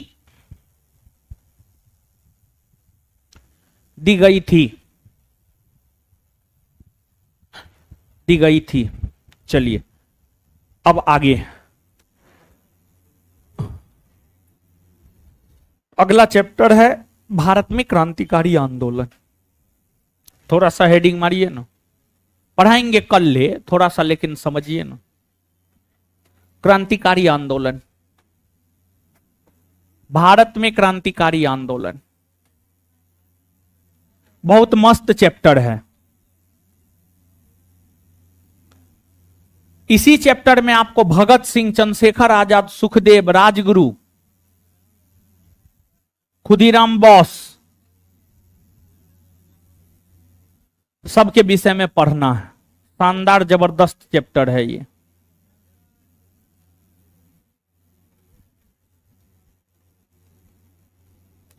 समझे? हेडिंग मार लिए। अब आज जितना समझाए हैं उतना लिखाए हैं। उसको क्या करना है पता है? पढ़ना है, पढ़िए जल्दी।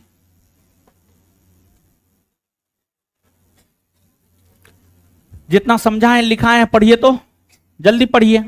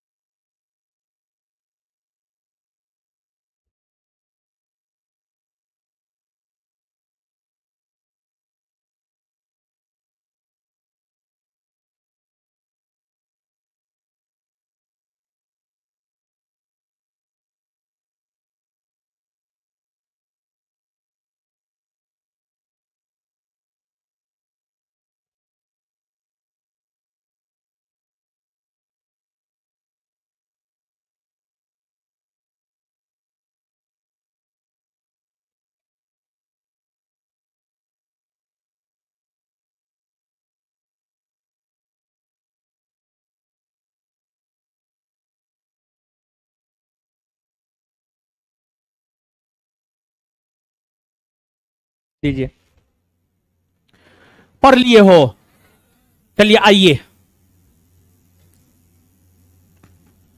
असहयोग आंदोलन के स्थगन होने और गांधी जी के गिरफ्तारी के बाद राष्ट्रीय आंदोलन में निराशा का भाव उत्पन्न हो गया। साथ ही साथ कांग्रेस की नेता भी दो वर्गों में विभाजित हो गया। कौन कौन?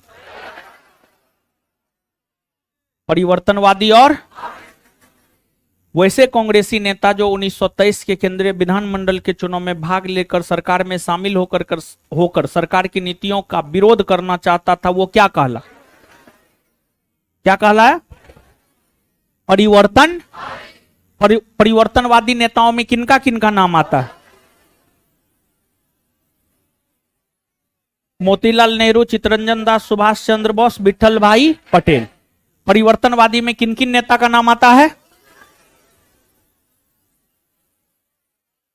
आगे, वैसे कांग्रेसी जो चुनाव में भाग नहीं लेने में विश्वास कर रहा था, बल्कि वो यह चाह रहा था कि जैसे चल रहा वैसे ही चलने दिया जाए, वो क्या कहला है? अपरिवर्तनवादी में कौन कौन नेता थे? राजेंद्र प्रसाद, चक्रवर्ती राजगोपालाचारी और एम.ए. अंसारी। चलिए आगे बताइएगा। स्वराज पार्टी का गठन कब हुआ है? 1900। स्वराज पार्टी का गठन कब हुआ है? इसकी स्थापना किसने किया है? मोतीलाल नेहरू और चित्तरंजन दास। स्वराज पार्टी की स्थापना किसने किया है? मोतीलाल नेहरू। और स्वराज पार्टी की स्थापना किसने किया है? इस पार्टी का प्रथम अध्यक्ष चित्तरंजन। स्वराज पार्टी का प्रथम अध्यक्ष, प्रथम महासचिव मोतीलाल। स्वराज पार्टी के प्रथम महासचिव मोतीलाल। स्वराज पार्टी ने 1923 के केंद्रीय विधानमंडल के चुनाव में भाग लिया। 101 सीट में से कितना सीट जीता? स्वराज पार्टी के बढ़ते प्रभाव के कारण ही अंग्रेजी सरकार ने 1919 के भारत शासन अधिनियम की जांच हेतु कौन कमेटी का गठन किया? मूडीमैन कौन कमेटी का गठन किया? कौन कमेटी का गठन किया? मूडीमैन कमेटी। बताइए कितना, क्या कहा जाए इसको, क्या कहा जाए इसको? मतलब हम याद कर रहे हैं, मोबाइल लेकर के इससे फोटो देख रहा है, पता नहीं, हमको लग रहा था अपना मुंह देख रहा था, सेल्फी मोड में मोबाइल को लेकर। क्या होगा? काले हैं तो क्या हुआ? काले हैं तो गोरे हो जाएंगे हैं? वाह महाराज। और हम याद करवा रहे हैं, कुछ लोग मुंह में लड्डू लेके बैठल है। बोलने से याद होता है, क्या होता है? और याद करना चाहिए बोल करके, ठीक है। पहले समझा दिए, फिर लिखा दिए, अब याद करवा रहे, याद कीजिए। स्वराज पार्टी के बढ़ते प्रभाव के कारण ही अंग्रेजी सरकार ने 1919 के भारत शासन अधिनियम की जांच हेतु कौन कमेटी गठित? कौन कमेटी? स्वराज पार्टी ने ही अंग्रेजों को भारत में उत्तरदायी शासन की स्थापना हेतु कौन सा सम्मेलन करने का, कौन सा सम्मेलन? 1923 में हुए स्थानीय स्तर के चुनाव में भी कांग्रेस को अच्छी सफलता मिली, जिस कारण पटना का मेयर कौन बना? पटना का मेयर, इलाहाबाद का मेयर, इलाहाबाद का मेयर, अहमदाबाद का मेयर, अहमदाबाद का मेयर, कोलकाता का मेयर, कोलकाता का मेयर। 1925 में केंद्रीय विधानमंडल के अध्यक्ष कौन बने? 1925 में केंद्रीय विधानमंडल के अध्यक्ष कौन बने? विठल भाई चित्तरंजन दास का निधन कब हुआ है? और जानते हैं, सुभाष चंद्र बोस के राजनीतिक गुरु थे चित्तरंजन दास। सुभाष चंद्र बोस के राजनीतिक गुरु कौन थे? चित्तरंजन। बिहार एसआई का, बीपीएससी का पूछा हुआ ये क्वेश्चन है। सुभाष चंद्र बोस के राजनीतिक गुरु चित्तरंजन दास। सुभाष चंद्र बोस के राजनीतिक गुरु। 1923 के केंद्रीय विधानमंडल के चुनाव में मोहम्मद अली जिन्ना ने स्वराज पार्टी का समर्थन किया या विरोध? क्या किया? क्या किया? गांधीदास पैक्ट कब आया है? 1900। गांधीदास पैक्ट कब आया है? गांधीदास पैक्ट को स्वीकृति कांग्रेस ने अपने किस अधिवेशन में दी? बेलगांव अधिवेशन 1924। गांधीदास पैक्ट को स्वीकृति किस अधिवेशन में दिया गया है? बेलगांव अधिवेशन 1900। क्लियर है? तो अगले क्लास में एक नए चैप्टर की शुरुआत करने जा रहे, भारत में क्रांतिकारी आंदोलन। जो नए विद्यार्थी, किसी को कोई दिक्कत नहीं होगा, ठीक है। और केमिस्ट्री में तीसरा चैप्टर चल रहा है, खत्म हो जाएगा। चौथा चैप्टर से आपको कोई दिक्कत नहीं होगा, आप जहां से पढ़ना शुरू किए हैं वहीं पे आके खत्म हो जाएगा, ठीक है। परेशान नहीं होना। मिलते हैं इससे आगे अगले क्लास में। सबसे पहले दीदी जी लोग निकल जाइए।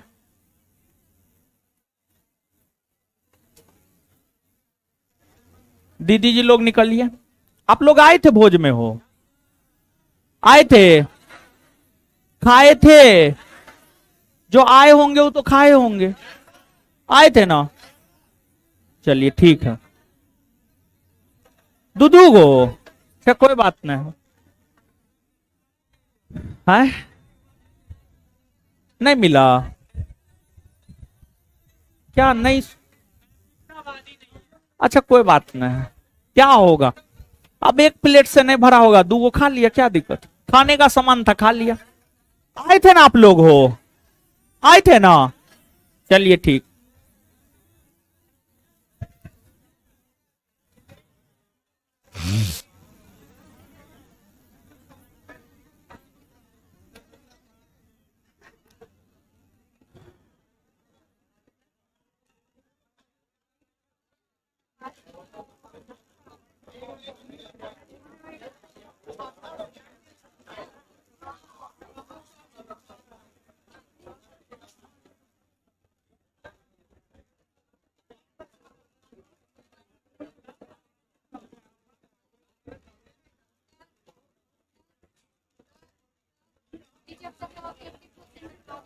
है बुक से? अच्छा ठीक है।